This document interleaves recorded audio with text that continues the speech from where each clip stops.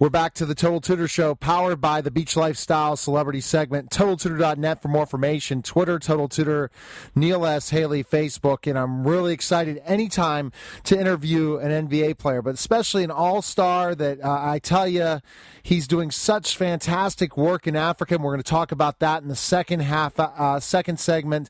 But I want to welcome to the program NBA All-Star Kermit Washington. Kermit, thanks for calling. Well, thank you for having me. I appreciate it. Well, absolutely. It's an honor for you to be on the program. You had a fantastic NBA career, but we wanted to kind of go in specifically the story of how you got involved in basketball in the first segment. I love hearing these stories because everyone thinks to get to the big time, you basically have to be the very best at the beginning, and it's not really the case. It's a battle in a lot of ways, and right place, right time, and getting the opportunity. So did you always want to be a basketball player? No. My brother and I, we grew up in Washington, D.C., and we were brought up with my great-grandmother who was born in 1886. I'm serious, oh, wow. 1886. And in those days, you only really had our role models were athletes. So my brother and I, we would just sit in our room and daydream. And I used to tell my brother, if I don't make pro basketball, I'll make pro football. If I don't make pro football, I'll make pro baseball. He used to say the same thing. And so even though our chances were probably 100,000 to 1 to become either one of those things, we just didn't know it. So we just kept saying, we're going to make it. And in what you do, you go through, and I didn't really play basketball, though, until my senior year in high school, because I played football and baseball and tennis. And because football was over my senior year, I really had nothing to look forward to, and my best friend was a basketball player. He says, why don't you come try out for basketball? So I did, and I made the team, but I really wasn't playing a lot, but it really wasn't my concern. But because I had been a halfway decent, athlete, I was kind of embarrassed of how poorly I was playing in basketball. So a lot of games in my senior year, I didn't even get in. But I was only 6'4" then. I was 6'4", but people don't realize in my sophomore year I was 5'6". My junior year I became 6 foot, and my senior year I was 6'4". And after I graduated, I grew 4 more inches to 6'8". So my senior year I didn't play very well, and about 5 points and 5 rebounds a game. So I started practicing, because I had embarrassed myself playing basketball. I said, well, at least let me get better and learn this game so I can, at least when I go to the playground to play on the weekends or whatever, I won't humiliate myself. But I bought a book, and Spence Haywood, it was a reading about Spence Haywood and saying how he jumped rope every night with a weight vest. And I had another friend named James Brown who does the football every Sunday on CBS or NBC, one of those. Well, I went to school with him, but he became an excellent basketball player. A lot of people think he played football, but no, he played basketball. He went on to Harvard on a scholarship. Well, he used to jump rope, and he was one of the better leapers in the city of Washington, D.C. So I bought me a weight vest and started jumping rope every night and going down to the playground and playing. But I got up to jumping rope 10,000 times every night with a 20-pound weight vest. And so I started improving so much because I would go down to the playground in Washington, D.C., and play all the time. But see, 10 of the players I used to play against in D.C. made the NBA. Oh, wow. And that will never happen again. But because in those days, the AAU games weren't around, so all the kids would go to a certain playground in the city and play and compete against each other. So I was lucky to live 2 blocks away from the playground where all the players, good players, would come and play. So I was able to go down there and play. Now, as a freshman or senior, I didn't get in too many games because I wasn't good enough. But as I kept progressing and working hard, it came to a point where I would get into games, and then I got a scholarship. A couple of people saw me, and they said, well, you're 6'4". In those days, you had to play freshman basketball. You couldn't play varsity as a freshman. Okay. And so quite a few teams, all of a sudden, because my grades were pretty good, but they were good compared for inner cities. And I took all the hard courses and all the languages, so I qualified for college. But I went, Maryland wanted me to think about coming. Rutgers, a few other schools. But I said, listen, I'm not good enough to go play in those schools because I really didn't realize how good I could get. So American University came and offered me a scholarship. And I said, oh, I'd be glad to take a scholarship because I had no money to go to school anywhere. So, nobody in the inner city really had the money to pay for college back in those days. And it wasn't all those grants and aids that you can get now. So I went to American University. As a freshman, I averaged about 19 points and 23 rebounds a game. And that's from the improvement of hardly playing in high school, but I would never stop jumping rope. I would never stop running the stairs with the weight vest, and I would lift weights when I got to college. I had never lifted weights before, and when I went to college, I was 6'8", 160 pounds. Okay. Pathetic. That was pathetic. But I kept growing tall. But one thing I realized, I was in really good shape. So my coach started me lifting weights, and so every year I gained about 20 pounds through lifting weights and just maturing. Oh, wow. So my sophomore year, my coach wanted me to say, Kermit, when you play varsity, if you can average 10 points and 10 rebounds, I'll be very, very happy with you. I thought, Coach, that sounds good. Well, my sophomore year, I averaged about 20 points and 20 rebounds. and I didn't know that was a lot, but I came in second in the nation in rebounding, second to Artis Gilmore, and I was ahead of Dr. J. Oh, wow. That was fun. And so my junior year, I averaged about 20 points and 20 rebounds. And I won the rebounding championship, and Dr. J was second. And Marvin Barnes was third, I think. Then by my junior year, they wanted me to come out. The ABA wanted me to come out. Right. And I was just having fun in college. I had never, that was the best 4 years of my life. I mean, it was fun. But the schoolwork was hard, and I worked hard in school. And I just told my coach, no, I'm not going to leave. I'm going to stay and finish my senior year. And he was very, very happy. And that was Coach Young of American University. And when I left, he went on to Rutgers. And then they went to the Final Four at Rutgers, where he went there. But my senior year, I averaged about 20 points and 20 rebounds again. So I was in my last game of my college career to join an exclusive club of 20-20 for your career, 20 rebounds and 20 points for your whole career. I needed 40 points to do that, and I had never scored over 30 points in my life. But to do that, I think Elgin Baylor, I think Bill Russell, Dr. J, let me see, Bill Russell, Paul Silas, Dr. J, Bill Russell. I don't know who the other one is. Oh, Artis Gilmore. I needed 40 points. And our last game was against Georgetown. Well, John Thompson I knew, and the guys in the Georgetown team, because they were in Washington, D.C., I knew all of them. And so it wasn't like I was playing against guys I didn't know. But my final game against Georgetown, I had 40 points, 28 rebounds, and 10 block shots. So I joined that exclusive club. So I was the number one draft, I was the first-round draft pick, the fifth player picked in the entire draft going to the Los Angeles Lakers. So the Los Angeles Lakers, where I went for the first 2.5 years, I sat on the bench, though, because they had a very good team. And they told me when they drafted me they didn't need me right away, but I didn't believe them. But I sat on that bench for the first 2.5 years. And then I started playing after that. It's amazing, Kermit, when you talk about specifically your hard work and perseverance. I mean, you weren't the very best in high school, but you went out there and worked hard. You worked really hard, and you grew, and you lifted weights. You did things that a lot of times people think, just that natural ability is what gets you to the NBA. That's not the case at all. There are many people that are 6'8", the same size as you, all over the U.S. and all over the world now. So it's about the work ethic, it's about the practice, and you just kept on getting better. So through lifting weights, through all those different things, you just became dominant in college because of it, because of just simply working hard, right? Well, I tell these people, and I tell guys that these younger guys, I was saying, it is hard work. Some guys are gifted. But let me say this. I did all of that all the time. I would lift weights for 2 hours a day, and I would jump rope, and I would run the stairs with the weight vest, and I was just an average NBA player. So that tells you what it takes to be a really good player in the NBA, because I wanted to be that. But then what happens when you get to the NBA, you learn that the good guys are so gifted. I mean, so gifted.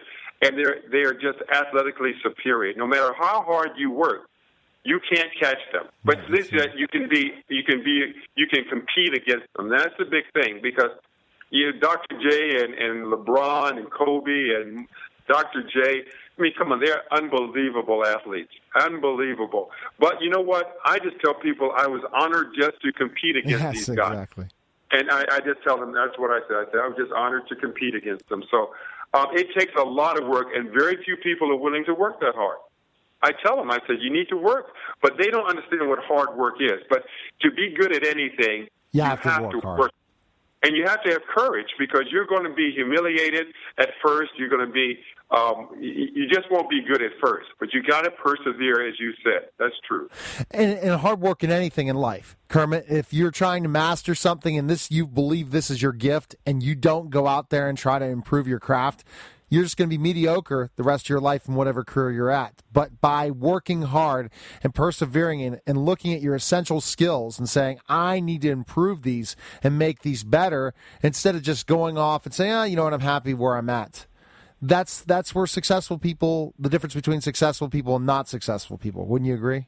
Hard work. I agree, but see, here's the thing. You have to understand what you have gifts in. See, when you read these books, these self-help books, they tell people you can be anything you want to be if you work hard. That's not true. That's the biggest bunch of bull I've ever heard. What you can be better than you are if you work hard. But what you have to understand, what gifts were you given? I couldn't be a jockey no matter how hard I worked.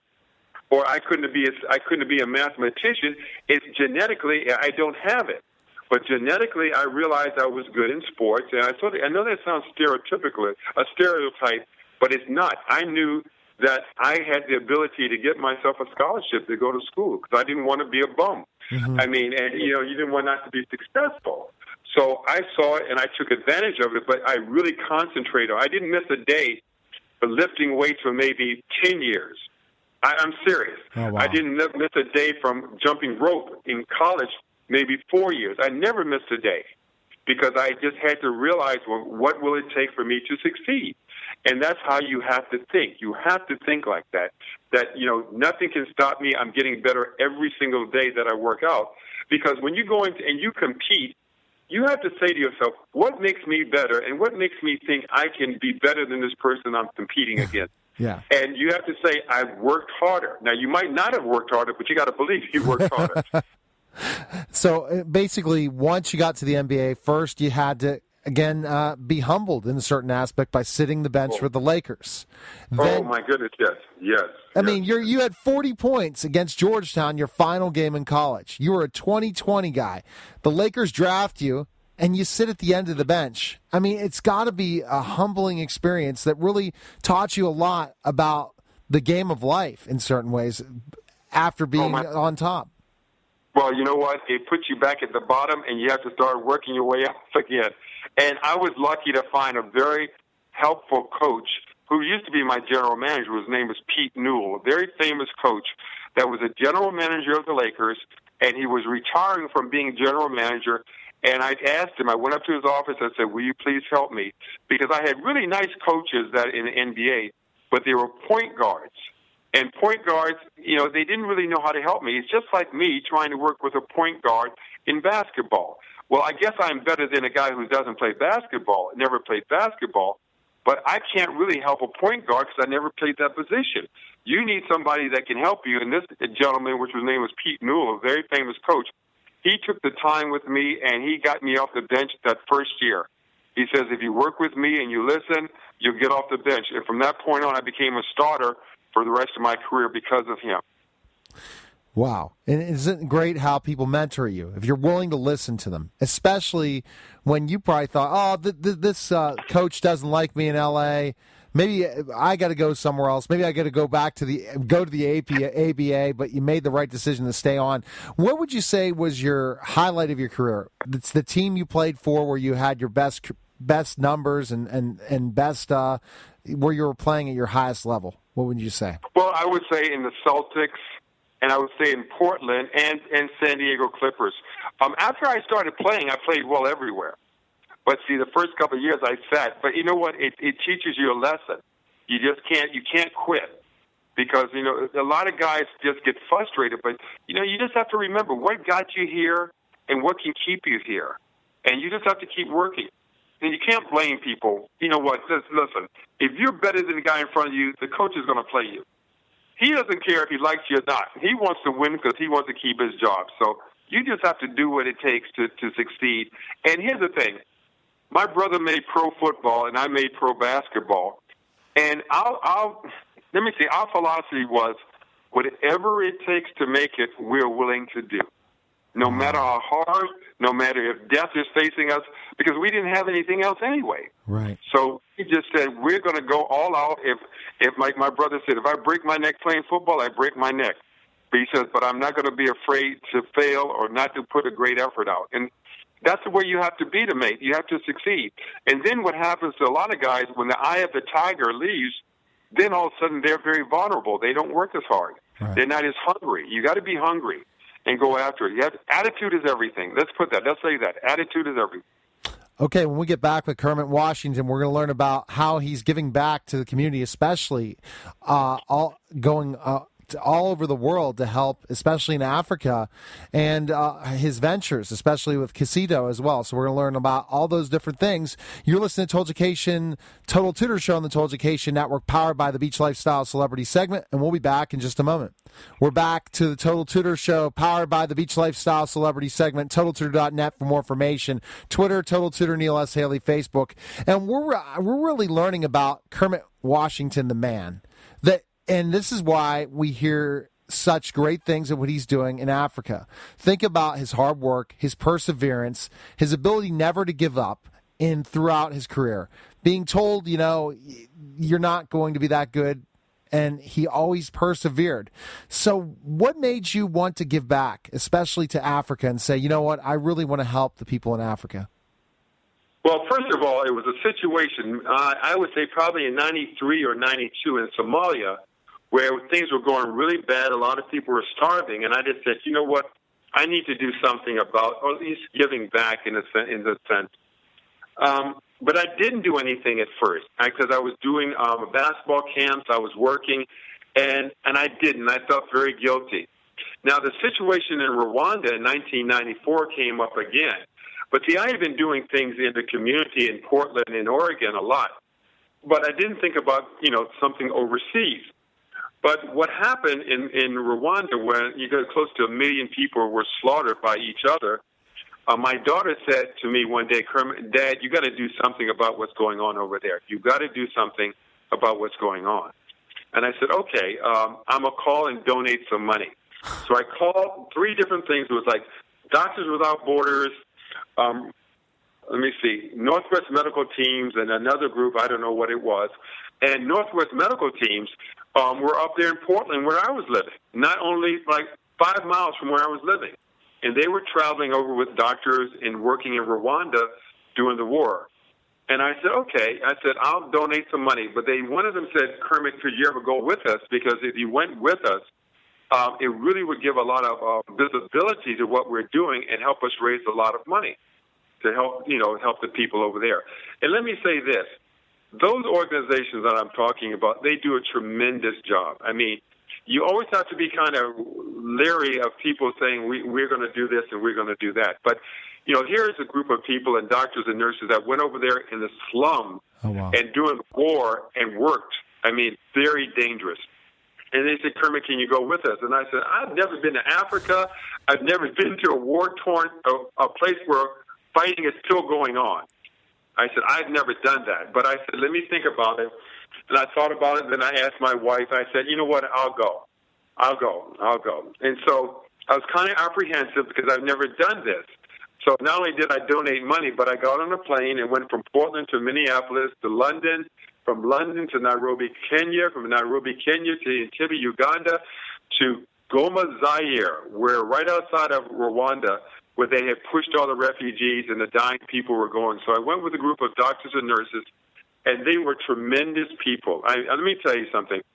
You read about things like people aren't doing the right things with the money, but I'm telling you, these people, they were putting their lives on the line, the time, the energy.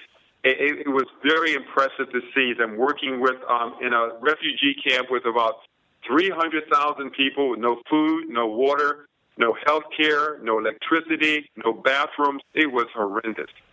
And I went with them for like 5 days, and I saw what was going on, and I tried to help as much as I could. But the doctors and nurses and the people, the volunteers that went, did a tremendous job. And what I told them, I said, listen, I'll come back, I'll help. But see, I said, right now I can't help you because I'm not a doctor and a nurse. If you just had anybody who was healthy and that spoke the language, which they spoke a lot of French and Swahili and different languages like that, I said, I'll come back. And so I left after 5 days because really it was like a nightmare. I've never seen so many dead people in my life, and they wrapped up in blankets, people that were dying, just dying from the lack of water, respiratory diseases where they would be healthy in like a week here in this country, but they die over there because they don't have the antibiotics. And it was sad. I just said people shouldn't live like this. And these people were doctors and nurses, teachers that were thrown out of their country. These are good people. Yes. But it's just like you or me, somebody coming to your house and say you have an hour to leave and you better start walking or we'll kill you. So that's devastating. And here you go. They've lost their homes. They don't know where they're going. They don't know where their next meal is going to be. They don't know the next place they're going to sleep. And I said, I'll come back. So I came back with a couple of doctors and nurses that were friends of mine. And we set up clinics in Kenya because it was just too dangerous to go back. You know, if you were Green Beret or something, I felt like that. Right. Yet you could go back to Rwanda or Goma and feel safe. But I didn't want to be responsible for people that basically were good people and put them in a dangerous situation. So a lot of the refugees were heading to Kenya, and so we went there and started using schools for clinics, helping people that were in need. And it kept growing, getting bigger and bigger, and I took more doctors over. We got to the point where we were seeing 1,000 people a day that were in need. Wow. And then until we ran out of medicine. When we ran out of medicine, we would just leave. But I've been going ever since 1994, almost 20 years. But then what happened, a lady that helped us, a very nice lady that was helping us, she had a clinic, but it was a really bad clinic. And we said, well, we'll help you find a clinic and help you pay for a new clinic. So what we did, we helped her in a place called Kawangware, which is right next to Kibera, which is the largest slum in the continent of Africa. And it's in Nairobi. Okay. Right outside of Nairobi. And we helped her build a clinic, and then with the clinic, we would help her with the clinic. Then you had a lot of homeless kids and kids with HIV hanging around the clinic, nowhere to school, not going to school. So I said, well, let's start feeding these kids then. So we got another room upstairs, and we started feeding them. Then I said, well, since we're feeding them, let's try to find a teacher or something that can help them. Oh, wow. So then all of a sudden, we got teachers. Then we got a point where we had 57 kids, so we had teachers for them. We bought them uniforms, fed them 2 meals a day, and we took them on trips. So, and then we had a feeding program for the community, too. So it kept growing bigger and bigger. And so what happened, the last year, we took our kids out of our school because the teachers we had just couldn't teach them all the courses they needed. When they were 6 and 7 years old, yes, the teachers were adequate. But now they weren't. So we took them out. We put them in 7 different schools in nice areas, and we sponsored 56 kids. I'm responsible for 27 kids and 2 families that I take care of. Fantastic. And the other doctors that are friends of mine, they raise money, and they sponsor the rest of the kids. But the kids are doing well. I mean, I'm very happy. We buy them uniforms and their books and all the stuff that they need, and I'm happy how they're progressing. Now, how many of them will succeed? I don't know, but let's say this. More of them will succeed if we didn't help them, put it like that. And that's when we run into a lot of different people, like Kissito. Kissito, the people there are tremendous. Let me just say this. Once again, you're talking about a group of people who really care. Yes. And most of the money is not going to administrative. Most of the money is going to helping people around the world.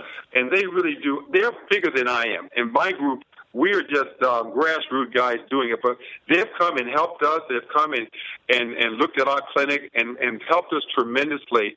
And the guy, Tom, who's in charge of everything, let me say this. He is a good man. I mean, really has a heart of trying to help. He's a wealthy man, doesn't have to do this. He goes over there, and you know something? He really thinks the way I think about it. Yes, there are people that are starving in America. They're starving all over the world. Now, we can't help everybody, but what we're seeing is the world is deteriorating in a lot of ways. Africa, to me, everything is corrupt. Yes. And I can't do that too much because they won't let me back into Kenya. But everything is corrupt. It seems like the money goes to the people at the top, and there's so many people starving, so much unemployment, so many people are taking advantage of the poor. And it happens in every single country. So what I'm saying is that what he does, what Kissito does, and especially with the situation in Uganda with this white storm, what they're really trying to push, I mean, you have to take your hat off with the feeding programs that they have. Absolutely. And they're giving. They're great people. They really are. And so what I do, we don't really take, my group, which is Project Contact Africa. You know, they can go to our website. When people want to donate, most of the time I say, well, don't donate to me. Come with me and see what we do. Oh, wow. Because then you can do what you want. So we have a lot of people that come with me, and then they say, oh, okay, I see now. This is what I want to do. I said, that's wonderful, because you can do that yourself. Because if you go to Africa and think you can turn around and help everybody and you don't know what's going on, it's not going to happen.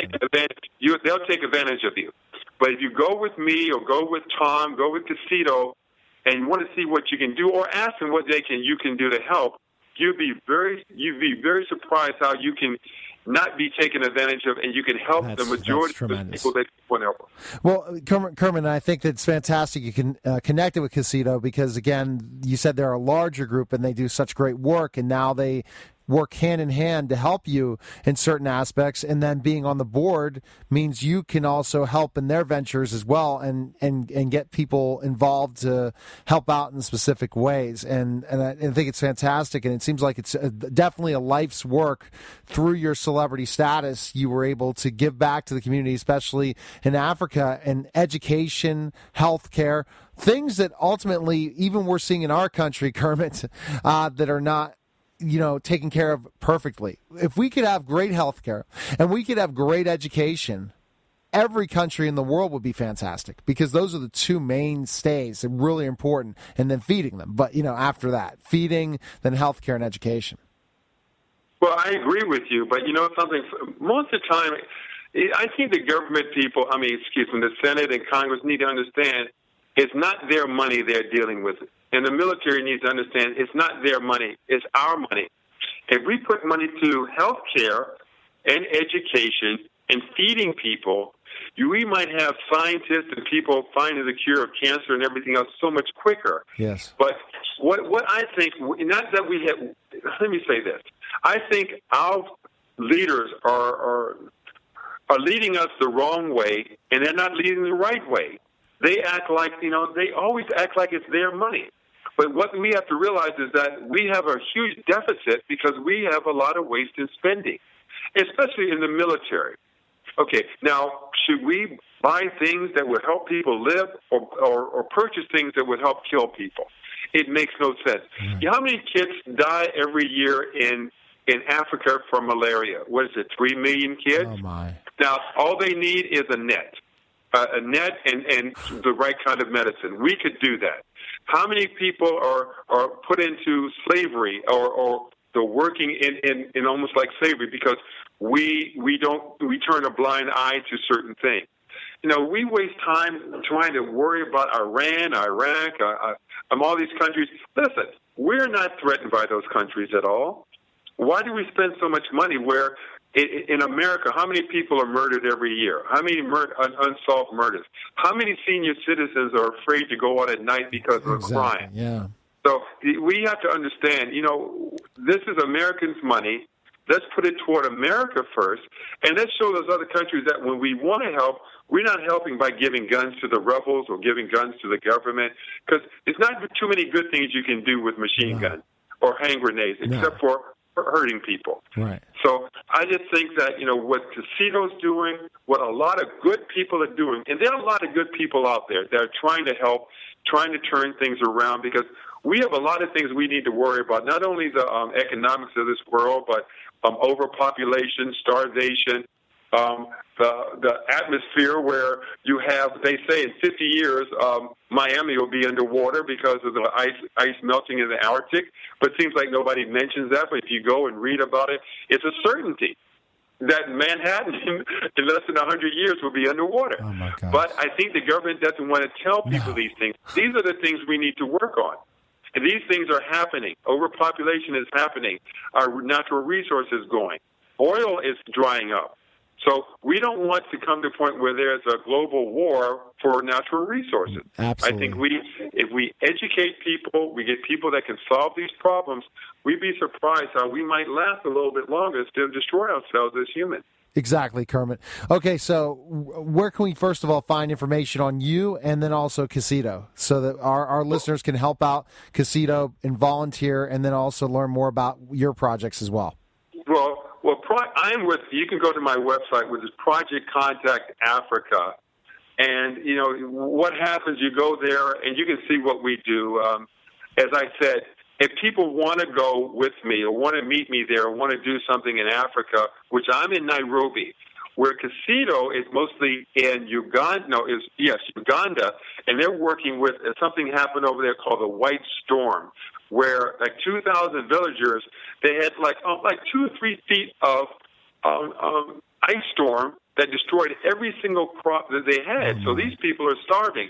So they're trying to feed these people, 2,000 people, for maybe they need almost not a year, but till the next crop was able to come around. So they need about 630,000, but in different ways. If you go to Kissito.org and their website, they're selling T-shirts. They're doing all kinds of ways of trying to raise money. And you just have to realize these people aren't taking the money and putting it in their pockets or using it for administrative causes. They're using it to help people. And that's what's so impressive. It takes here's the thing people need to realize. For maybe $1.50, you can feed 2 people a day. Wow. Easy. And, not only 2 people a day, but it can give, let me say this. My thinking, things are going up over there, but my thinking, we used to could feed 10 people for $1.50. And easy a day.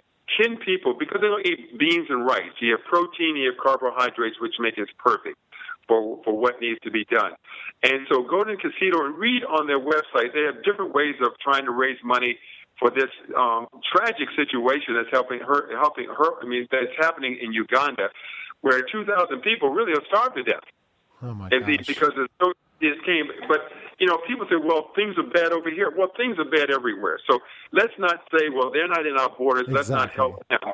No. Let's help as many people as we can. So, Kissito is doing a wonderful job. Go to their website, and it's spelled Kissito. And you'll find out everything about it. So they can probably get it, and you can maybe mention it again, Kissito. And don't worry about me so much, Project Contact Africa. So we're doing fine. And I really just I don't really raise money. I just do things for people. If I can make them money, then they donate. So that's the way I go, because I really don't want people telling me what to do. So if you don't take their money, if you use your own money, you can do what you want to do. But, I just want to, I really appreciate the opportunity to come and let people realize what Kissito's doing, more than me. So I don't mind telling about my crazy story, but they are doing a lot bigger things than I'm doing, and I'm very proud to be part of them and being on the board. So if I can help by just getting the word out, it's tremendous. But they need to feed those people. And it's nice. I mean, $1.50, if somebody's listening and they want to just donate $5, well, $5 could feed, honestly, 50 people. Yes. 50 people. So I just want you to realize that. Now, they're not going to have steak and everything else like that, but you'd be surprised how beans and rice taste when you're hungry. Exactly. Well, Kermit, I appreciate you calling the program. Best of luck to you. We'll definitely have to contact. I got some friends in Nairobi, so we'll have to talk about it. A friend of a friend knows a lot of people, some great work they're also doing in Nairobi at some schools and stuff. So we'll definitely stay in touch, see how we can help each other out and promote each other's brands. So thanks for calling. Well, thank you. Just remember, just go KissitoInternational.org, and that would be perfect. And if you can hit that for me, that's perfect, and I appreciate it very much. All right. Thanks a lot, Kermit. Take care. Take care. Bye-bye. Bye-bye. You're listening to the Total Education Celebrity Show on the Total Education Network, and we'll be back in just a moment.